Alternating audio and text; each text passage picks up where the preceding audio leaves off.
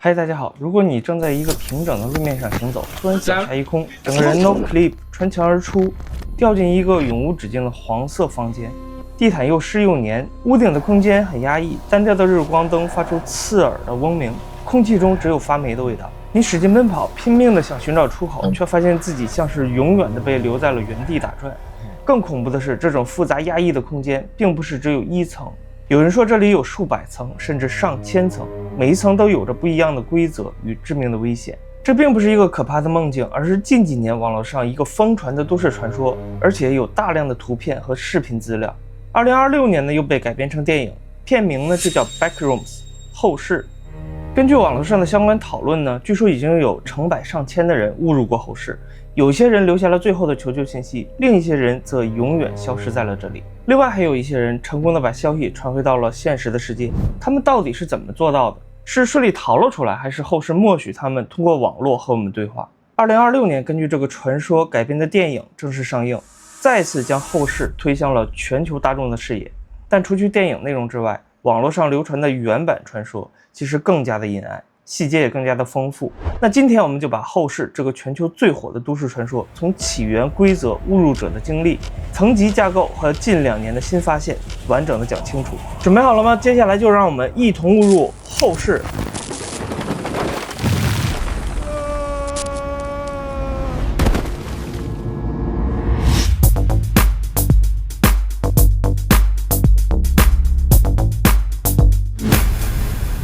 本故事內容純屬娛樂，請大家當作遊戲或故事來聽，切勿當真。大家好，我是李洛克，這裡是小李碎碎念。我的每期影片都準備了很久的時間，感興趣的話，希望您幫我點讚訂閱這個小頻道。那我們繼續。起源，一張照片還是真實的經歷？後室的起源可以追溯到2010年晚些的時候，當時一張十分普通的照片從4China論壇上廣泛傳播。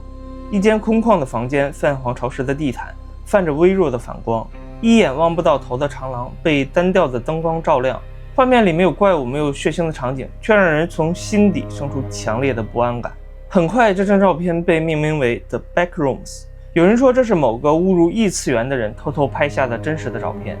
也有人表示這純粹是網友在網絡上虛構出來的故事。可無論真假與否，後室這個設定很快在網絡上大範圍的傳播，甚至引發了曼德拉效應。越來越多的網友不斷補充相關的細節。當你在現實的世界中出現一種叫做無碰撞穿越的事件，意思就是一個特定的條件下，在接觸牆壁或地面的時候呢，位置、速度和角度恰巧滿足一個特定的條件，就像是踩中了現實世界中的空間 bug 一樣，這時候就會踩空墜落到這片空間，裡面沒有時間的概念，沒有白天與黑夜，只有永恆的單調和無盡的絕望。這裡面本身像是人類正常活動的場所，類似辦公室的走廊、商場的通道，但卻被一種虛幻感徹底抽空，只剩下單調的黃色牆紙、潮濕的地毯和無盡的循環結構。根據網絡上各類資料記載，誤入後室的人除了感受到壓抑和恐懼之外，在後續慢慢補全的後室規則中，還有幾條非常嚴苛的生存規則。那第一就是一旦你觸發這個 No Clip 無碰撞穿越進入後室之後，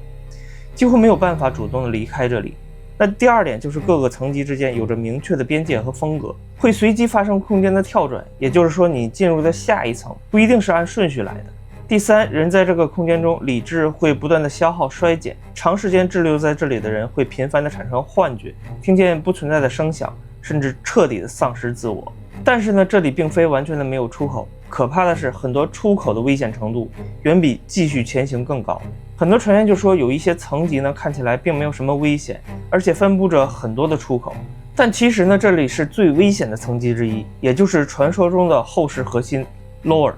該層級呈現為一個看似無盡的現代圖書館，中心區域有着金屬的字母拼成的 The End is Near， 終點即將到來的標誌。環境安靜，照明正常，書架整齊，看起來毫無實體威脅或者是明確的環境危險，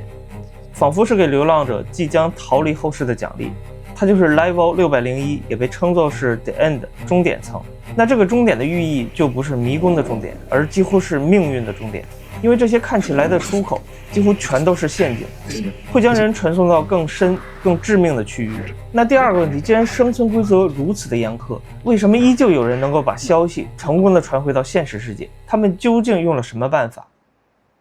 那些誤入後世的人以及他們留下的最後訊息。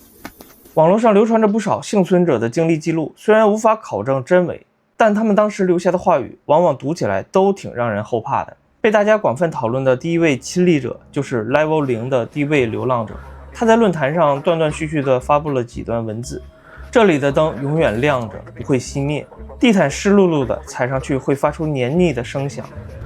我已經走了好幾個小時，結果發現自己又回到了起點。2側的牆壁仿佛開始在緩慢的呼吸。那他最後一條動態只有一句話：我聽見有人在喊我的名字。可這片空間裡明明只有我一個人。第2次的經歷是一支自稱探險小隊的隊伍。據說這支隊伍原本是现實世界中一群熱愛都市探險的年輕人，他們经常在廢棄的工業區、地下停車場或者是老舊的倉庫裡進行探險，錄制探險視頻發布到網絡平台。那天晚上，他們進入了一座已經關閉多年的大型物流倉庫的遺址，準備拍攝一段廢棄空間的影片。就在他們走到倉庫最深處的一個角落的时候，其中一名队员突然感覺地面軟了一下，像踩到了一塊不存在的空洞，也就是我們說的 no clip 穿越。下一秒他就失去了平衡，摔倒，并且穿越到了 Level 0。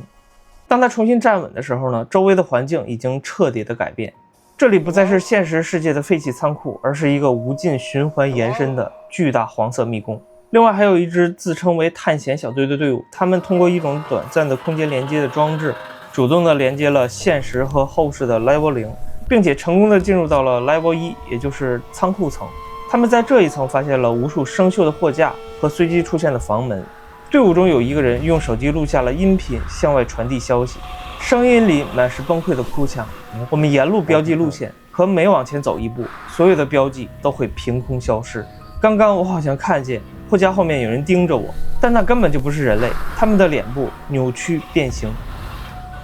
讓人更為不安的是 Level 37泳池層留下的記錄，有人在水中拍攝到了模糊的黑影，隨後發出了最後一條語音消息：水裡面有東西在游動，它們的外形酷似人類，卻沒有五官。我已經游不動了，他們正在拽我的腳。大多數留言的後世穿越者聲稱自己並沒有徹底的逃離後世，只是被困在了現實與後世的夾縫地帶。他們偶爾可以連接網絡發送消息，卻再也无法回到原本的生活。其中一個人最後的留言寫道：我以為自己逃了出來，終於回到了家，可窗外所有的風景都是泛黃的色調。或許我從來都沒有離開過後世。第3個疑問，那這些人中到底有沒有人成功的逃出了後世？還是說後世故意的允許他們向外傳遞消息，只為了讓更多人知道後世這片空間的存在？後世究竟有多少層？每一層都隱藏着什麼？結合後世的維基百科和各大論壇的整理內容，目前已知的後世層級已經超越了1000層，但被詳細的記錄的、廣為流傳的只有幾十層。其中最為出名的就是 Level 0，無盡延伸的黃色單調房間。這一層不僅有追趕人類的黑色怪物，而且還有無限蔓延的空間，永遠找不到的出路，給人帶來的無盡的絕望。無數的穿越者在這裡精神徹底的崩潰。Level 1是巨型的廢棄倉庫，光線昏暗，偶爾會出現各類實體，追逐人類的速度會略快於 Level 0。那 Level 2是布滿管道的狹窄通道，空氣悶熱壓抑，溫度還會毫無徵兆的驟然升高，會對走錯路的闖入者帶來致命的威脅。Level 3是老舊的廢棄發電站，充斥着電流嗡鳴，經常斷電失去照明，黑暗裡經常能聽見金屬摩擦的刺耳聲響。Level 4看似呢是一層正常的寫字樓辦公室，同樣永遠找不到逃出的大門，文件櫃裡存放着滿滿的文件，但那全部都是空白的紙張。再往後比較有名的還有 Level 37，也就是泳池層，外表看起來是一處無人的泳池，水深莫測，水下一直有不明的生物來回游动。Level 94无盡公路，這一層有一條永遠看不到盡頭的高速公路，道路兩旁是廣闊的城鎮和連綿無盡的草丘，所有的景物都帶有強烈的顆粒感和手工制作的質感，仿佛整個環境都由定格動畫精心制作而成，具有鮮明的1930年代卡通風格，畫面十分的詭異和違和。城鎮區域白天相對的安全，中心有一座大型的噴泉，能夠持續的噴出杏仁水，周邊分布着小型1930年代風格的房屋，內部陳設着該時代的家具，街道上停放着老式汽車與裝滿杏仁奶的送奶車，警報柱會周期性的播放歡快的卡通音樂，廣闊的草丘則無限的延伸，散布着零星的老式汽車和水塔，以及隨機嵌入的家具或完整房屋的片段，營造出夢幻卻非常詭異的非自然氛圍。那剛誤入這一層的人，首先的感覺就是自己是不是已經走出了後世的迷宮？但等到仔細觀察一下，就發現並不是。等到夜晚到來的時候，他們就會發现夜晚更加的危險。這時候會出現一種名為動畫體的定格卡通實體，它們行動迅速，極具攻擊性，會破壞房屋的門窗，並且會無休止地追逐流浪者。網絡中該層級到過的人，他們就敘述說，他們就是從 Level 601的後世核心誤入陷阱出口到達的這一層。這個層级的生存難度為 Class 3， 屬於很難生存的層級之一。那這裡說到後世層級的難度分類啊，根據網絡中的各種補充數據，通常已知的分類一共有6級，從 Class 0到5。0級為最低危險等級，一般為无實體的安全層，或者極少實體，實體通常行動緩慢。這一層環境穩定，資源充足，適合作為安全的中轉區。那說到資源呢，也就是說這個後世裡面雖然沒有時間流逝的概念，但是人在裡面也會餓的，需要吃飯和喝水，所以在裡面是需要資源補給的。那1級呢是相對安全的層級，有實體但威脅極低，環境基本宜居，適合謹慎探索和短暫的停留。難度2級，中等風險，實體數量少或中等，需要保持警惕，但仍有可控的物資搜索和探索空間。難度3級，較高危險，就像我們剛剛說過的 Level 94，實體出現的頻率明顯增加，環境存在顯著的威脅，生存需要提前的規劃資源與逃生路線，夜間風險尤為突出。難度4級，非常危險，實體密集，環境惡劣，強烈建議避免長時間停留或深入探索。最後難度等級5級，被譽為極端危險或者是死亡區域。這一層實體泛濫，或者是有其他的致命惡劣環境，幾乎無法長期生存，探索風險極高，常被視為 dead end 絕境。到過這一層並且能夠回傳信息的人極少，信息回傳率最高的是難度等級3或者是更低難度的層級。每一層的專屬規則與潛在的危險都不是很相同。